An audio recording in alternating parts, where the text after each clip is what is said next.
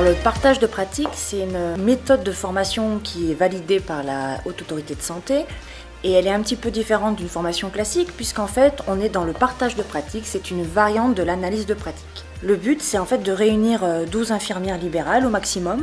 Donc en fait on va comparer nos pratiques professionnelles quotidiennes, échanger librement et puis essayer vraiment de se rapprocher le plus possible des bonnes recommandations. On n'est vraiment pas là pour aller faire de la théorie, on est vraiment là dans vos pratiques.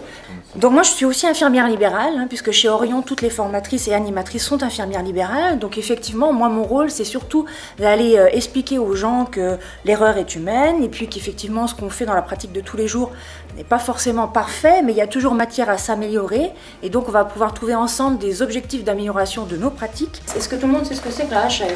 Oui. Si le diabétique n'a pas plus de 75 ans ou s'il n'est pas insulino-traité, comment vous faites vous avec vos diabétiques pour instaurer le dialogue? Pour moi, la formation, surtout sur l'échange de pratiques, est un outil de travail. On ne se perd pas dans de la théorie, on est vraiment dans la pratique. Donc pour un métier de terrain, comme notre métier, c'est vraiment un plus. On est en fait une bande d'infirmiers libéraux essentiellement et puis d'infirmiers de soins. Et on partage vraiment notre expérience et notre vécu. Ça apporte plein de réponses. Chacun en fait apporte sa pierre à l'édifice pour répondre aux questions et aux problématiques qu'on peut avoir quotidiennement. Aussi des idées ou des résolutions de problèmes parfois aussi que l'on peut rencontrer au quotidien.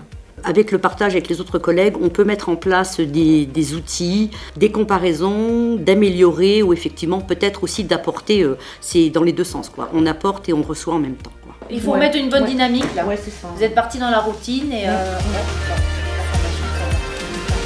Alors les bénéfices rencontrés dans la pratique, c'est vraiment un apport supplémentaire, des aides, des supports supplémentaires.